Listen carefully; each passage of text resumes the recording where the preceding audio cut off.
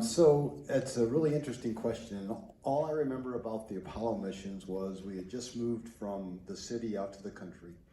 And my parents got me up in the middle of the night to watch this thing on TV. And it was Neil Armstrong, obviously, stepping on the moon. And at the time, I didn't realize how cool that was or the dynamics of that. All I knew was I wasn't sleeping in bed. I was up past my bedtime, right? That was the most exciting part of the whole thing as a little kid. As I got older, I actually remember sending a note to NASA at my dad's encouragement to see, this is when Skylab was going on, whether or not they would send me some plans, believe it or not, for Skylab. And I was shocked when they actually sent back me these posters of the Skylab, and you could see all the various components of the Skylab. And so that was kind of the first part I thought about NASA. And then, I mean, for the whole Apollo phase. And then as far as becoming an astronaut after that, I never went back and looked at it, believe it or not, until I was well into my Air Force career, and I was trying to figure out how to keep flying airplanes, and then that's when the NASA thing came up again. Wow, fascinating. And Megan, how about for you? Well, for me, I actually missed it completely, the original moon landing. And as a trivia question, we had a party early on in my NASA career, and one of the trivia questions was, who were the first astronauts that were to be selected that were not born for the original moon landing? And it was myself and one other classmate of mine. And so that for me was not something that was a big part of my childhood, but it was shuttle era astronauts really that were inspiring to me as I was growing up as a teenager. And my father was in the Navy, and we lived on air bases around the world. And when I was a teenager, we lived on a base in California that has a shuttle simulator, a landing simulator. And so I would see astronauts fly in their T-38 jets and get out in their fancy blue suit and come to fly the simulator. So that for me was the first time really that astronauts it was clear that these were real people they had a real job. And so that was for me the first time that I started to think about it for myself. But something that I do want to tease out, because I think this is so fascinating, and this is what we hope for in science centers and museums like Space Center Houston and Griffin Museum of Science and Industry, is that we're a place that inspires you, that gives you new perspectives and views, that we give you enough to get you thinking creatively, to really nurture that natural inquisitiveness and curiosity that we all have. And it sounds like that was the case for both of you, that there were life experiences that really nurtured your curiosity. I think the other thing that's really important that you've both talked about is adversity. And that is so important for humans, right? That we yearn adversity, but we fear it at the same time. So I'm curious in your training, because you both did some remarkable things in the space program. I think all astronauts do. I mean, Mike, I think about, assembling the International Space Station, where you were basically building the backbone, right? You were making possible the entire station. So can you share with us just a little bit about the preparation that's required, when you're going to be doing a mission on this billion-dollar vehicle and responsible for its success? Absolutely, and the first thing I'll say is I'll go back to it's a team effort, right? I mean, that's the biggest thing you take away from being an astronaut is just how big the team is and how important the team is. I remember on my last mission, we were taking up this truss that William mentioned. It was called S0, and we went to this meeting. We get assigned to the crew to the mission about a year out. And so we're not familiar with this S0 at all. And I remember going to this one meeting, and I had some questions, operational questions, about why they were doing an overnight park, they call it. We take it out of the payload bay, and then we leave it on the end of the arm overnight, and then the next day we go out and we move it and we attach it to the International Space Station. And I, as the operator, am looking at this going, well, I don't like that position of where they're putting it, because that's going to take more time, and time that's what's really precious to me when I'm up there. So I remember going to this meeting, and we sat down in the meeting, and my goal at the meeting was to go ahead and see if we could come up with a different position for this overnight park. And as the gentleman started talking, he was a thermal engineer, started talking about why they had chosen that overnight park position, I realized then that he'd been working on this project for about 3 years, right? I mean, he had spent 3 years of his life figuring out the most optimum position to save the hardware. And it quickly dawned on me that, man, I am just a small cog in this really big machine. We spend a lot of time training. Like I said, we get started about a year prior to the mission. We have to learn each other. We have to learn how to fly the shuttle. We have very specific tasks that we're doing, with picking the payload up and then going outside and doing the spacewalk, and we have the robotics. And that has to be coordinated with the ground about when to turn the power on and when to turn the power off. And so we were averaging about 1 or 2 sims a week for an entire year. And we also had to work at the what I call the must-do tasks that allows it to attach things to the International Space Station. So for example, Flight Day 3 was a rendezvous, and the rendezvous was all manually flown. Now it's automated, but it was all manually flown, and it required the entire crew to do that and get that right. We had each EVA required people working on the end of the arm and working with various tools, and the bolts had to be taken down to a certain torque.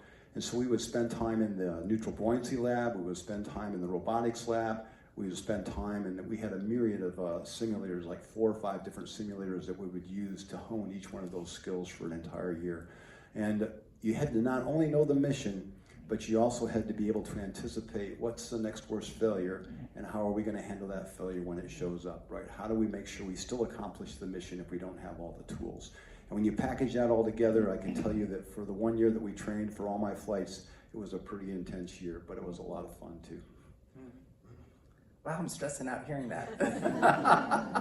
But it's remarkable. Well, I think similar for you, Megan, I think about the Hubble repair, where this is one of the most remarkable pieces of technology ever created by humans, and has provided us with incredible insights, into not only our universe but the galaxies. We say unlocking the mysteries of the universe. Yes. That's what we used to in with the And I know that you were controlling the Canada arm in this incredibly sensitive mission with a human being out there, who was doing that repair.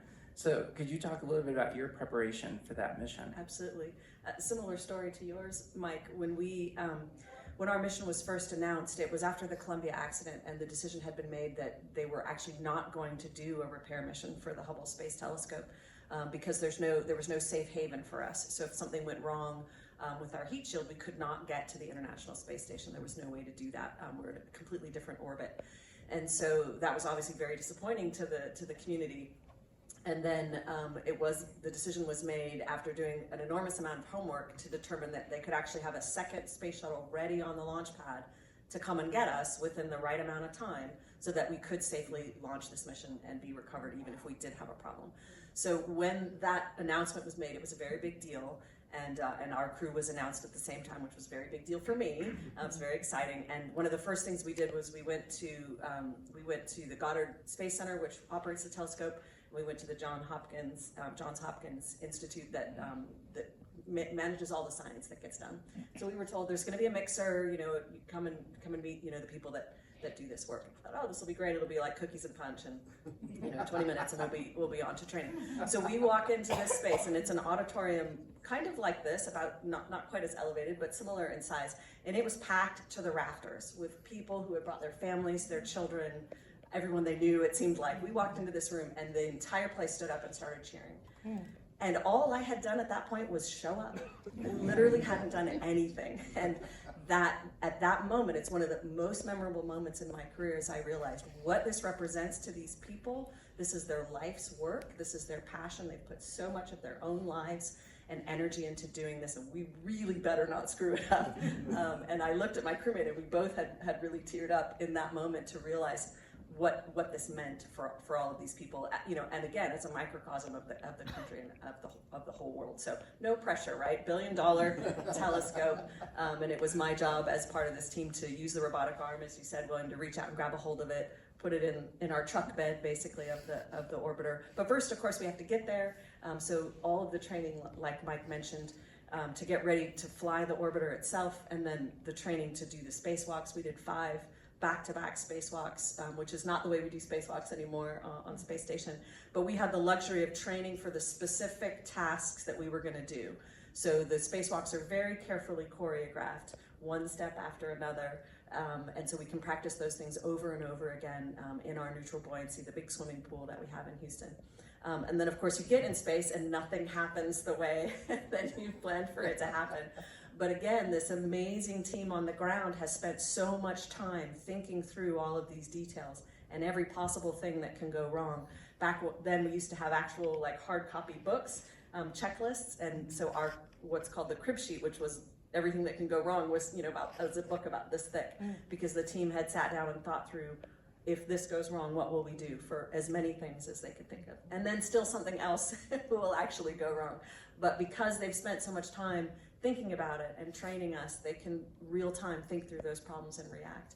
But at no time did I ever feel like this is me doing this, or even just this is the 7 of us. I mean, it's a huge, massive team that makes it happen, and we're the lucky ones that get to be kind of the hands and eyes for the huge team on Earth. But it's a tremendous amount of team preparation that goes into all of it.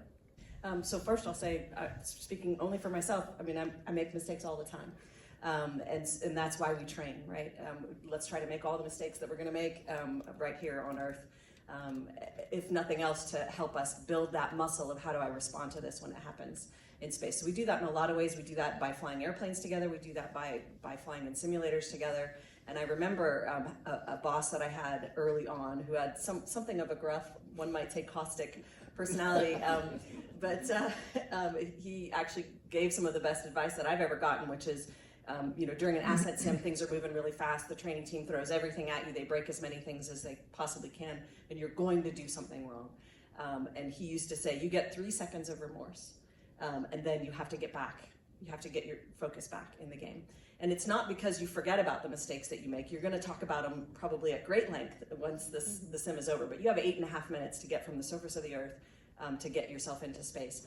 And you don't have time to spiral about a mistake that you made. Another way that I've heard it said is, don't let your first mistake be the cause of your second mistake.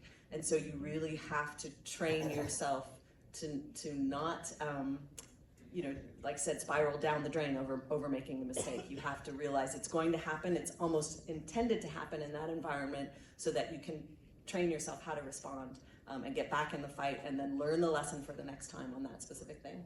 No, that's really good. And I'm going to tell 2 really quick stories. The first one was on my very first flight. We launched at night. It was like a 10:20 launch at night.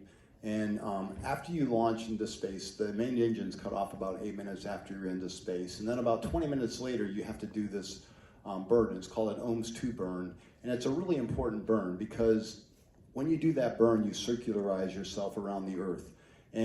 Or you can do that burn and come back to Earth. And so you can do what they call an abort once around. You can launch, and then 30 minutes later you do a burn and you can come back to the Earth, or you can go ahead and stay in space. So that burn's coming up, and before that burn happens, it's really important to do an assessment of your systems to make sure your systems are working the right way before you decide to stay in space. And if they're not, then it's an opportunity to come back home.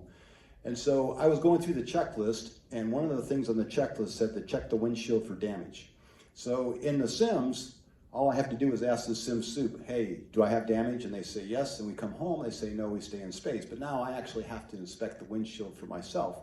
So I remember looking out the window, picking my head up and looking out the window, and I saw this big long line that went all the way from the left side of the cockpit all the way over to the right side of the cockpit on the windshield. And I'm thinking, man, when did we damage the windshield? I don't remember hitting anything going uphill. This is the first time I've seen this, and so I'm looking around and nobody else seems to be concerned. So I think, well, maybe I'm seeing things. But then I'm watching it and it keeps getting bigger, and I'm thinking, oh man, this could be serious. So I'm checking all the gauges and making sure that we're not losing pressure or something like that. So finally, I can't stand it anymore, because we're coming up on that burn and nobody else in the cockpit seems to be concerned. The flight engineer's not concerned, the commander's not concerned, but I can't stand it. So I go to my commander, I go, hey Wex, I said, I think we have a problem. I think we have to go home. I think we have a big crack on the windshield. And Wex, he's a commander, he's been over there, he's flown 4 times in space. He's working through his checklist, and he looks up at the windshield and he looks over at me and he says, hey Mike, he says, why don't you sit back and relax and enjoy your first sunrise from space? So what it was the limb of the Earth that I was looking at out the front window. It was gradually getting bigger because the sun was coming up. And it's one of those things where, like, I didn't expect the sun to come up 20 minutes after I launched at 10:20 at night. It's not supposed to come up till 8 o'clock in the morning because you're up there in that environment, right? And I'll echo what Megan said. It's about knowing your systems, because you're going to make mistakes. On my last flight as the commander, it happens when you least think it's going to happen. And we were actually doing what they call a water dump. So you have clean water on the shuttle and you have dirty water. And you can imagine where the dirty water came from that we have in the shuttle, and so we have to dump it overboard. And it was really important to get all the valves in the right configuration. And every time in training, Steve Frick and I, my pilot and I, would mess that up. And so we would go back and rewrite the checklist 3 or 4 different ways. And when we were up on orbit, guess what? We still messed it up. And so what we ended up doing is contaminating a hose that we weren't supposed to contaminate. But the good news was they had sent another hose with us, and we had messed it up so many times on Earth that we knew exactly what the fix was before the guys in the ground did. But I think Megan's summary is exactly right, is you have, and this is where the sports analogy comes in, is you're always gonna make a mistake as playing linebacker. They're always gonna find a way to pick on you, but if you dwell on the last play, it's just not gonna work. So the most important play is the play that's coming up or the play that you're currently on. So. Oh, those are great stories. Thank you both for sharing those. What motivates you to be part of an institution like Space Center Houston, or an institution like here at the Griffin Museum of Science and Industry? That's a great question, William. And you know, you've mentioned it before when you were a young kid. And William's story is he went on a school trip in to see a museum that was away from his hometown and was just totally motivated by that whole thing. And the same thing happened to me, I think I mentioned, when I went to Washington, D.C., although we went to the Naval Academy. We also visited all the museums, and the one that I remember was Foucault's pendulum that's in the lobby of one of the museums there. And as a little kid, I sat there for, an hour watching this silly pendulum go back and forth, and it's proving that the Earth is rotating. And that was the most amazing thing to me. And what's really cool is we have these museums that have all of these artifacts, and they have a story to tell. And that's what's so brilliant, is the people that are involved tell a story. And what I think is really cool, and what I've learned over time is, it can be a really high-level story, or it can be a really low-level story. They can go in as much detail as they want. But the thing is it sparks the curiosity. It sparks, wow, I didn't know that. And even to this day, I know this is a different version of it, but I know for myself, now that I'm retired, I can spend time reading the newspaper, and every once in a while I see a book review and go, man, I didn't know that. And I'll go down and I'll buy the book, and next thing you know, that's how I'm spending the next 3 or 4 days of my life, is reading that book. And the same thing is going to happen with kids that go to museums, or even adults that go to museums. They're going to go there, they're going to see something and say, wow, I didn't know that. I didn't even know that world existed. I didn't even know that was possible. I didn't even know there was people that did that. And then they're going to ask the next question, which is, what do I have to do that? And then you got them, right? Then once they ask that question, then they're going to figure out the path forward. And as they figure out that path forward, they're going to learn more, and it's just going to keep evolving over time. So that's what excites me, is this ability to get kids excited, primarily kids excited, so that they can move forward in their world and figure out where do they want to go. And I know, throughout my life, I've changed my mind a gazillion times about what I want to do, and that's okay. And I expect kids to do that as well. I'm very fortunate that I'm on I work with a gentleman you probably heard of, Charlie Duke, on another scholarship thing. And Charlie always talks about the fact that when he was in high school, there was no such thing as an astronaut. And so he always encourages the kids to not worry about what they're going to be doing when they're 30 or 40 years old, but he tells them to keep their antennas up, right? To keep their antennas up and see what's going on. And I will tell you that that's what museums do, is it allows the kids to keep their antennas up and figure out what's going on, what the story is, and how they can do that potentially in the future. Well, Megan, I know we've known each other for a long time, and it was wonderful when you actually approached me and said you wanted to learn more about science centers and science museums and becoming involved, and we worked out a way for you to actually join our team, which was phenomenal and has been phenomenal. What attracted you to want to become involved with an institution like Space Center Houston? Yeah, I've always loved, as you both have said, I've always loved museums, in particular science museums, aviation museums. Love the way that I feel when I'm there to answer some of those questions. Love taking my child there. Love seeing the huge diversity of the world that comes through museums, in particular space museums. I think everybody finds it compelling and interesting. I don't know if I told you this story, but when I was in space, I was thinking about, what do I want to do next? I'm probably done flying in space. What do I want to do next? And I knew that sharing about the mission of space exploration has always been enjoyable for me, with sharing it with people like yourselves, going into schools, all of that. And I thought, well, how can I do that on kind of a bigger scale? And I've been kind of thinking about that in the back of my mind. And at one weekend, I was on a call with my husband, and we were talking a little about, what was going to be next for us in the next phase of our career. And my son, as he did, he kind of would wander around in the back of the conversations and then interject every once in a while. And he suddenly, he goes, Mommy, you could work at a museum. And I thought, how did he know that I had been thinking about that? I was really sure that I hadn't said anything yet. And he goes, you could be the security guard. Okay, I know what you guys are watching at home. And so I said to him, I said, well, I don't think I'm qualified for that, bud, but maybe they'll let me do something else. And when I reached out to you, William, it was to learn, how could somebody like me contribute? What could I do that maybe impacts people on a larger scale than just sort of the onesie-twosie opportunities for me to go to classrooms? Because it is that opportunity to influence children and help them find that spark. But the thing I love about the Science Center, Space Center Houston, is you get people from every walk of life and every age. And so we do a great job, I think, of complementing the K through 12 education that happens in the classroom, but also we get the folks that maybe they opted out when they were K through 12 and they thought, I'm not smart enough, I'm not good at math, I can't do physics, but they're still interested. There's still a spark there, there's still a curiosity, and they still want to come to the Space Center. And so having an opportunity for those folks to see, hey, there's an entry point for you as well. There's a pathway for you, whether it's for your own career or just to be that person that knows everything about what's going on in space. Space centers do that in a way, museums do that in a way that doesn't really exist anywhere else, I think, and I find that really compelling. Wonderful.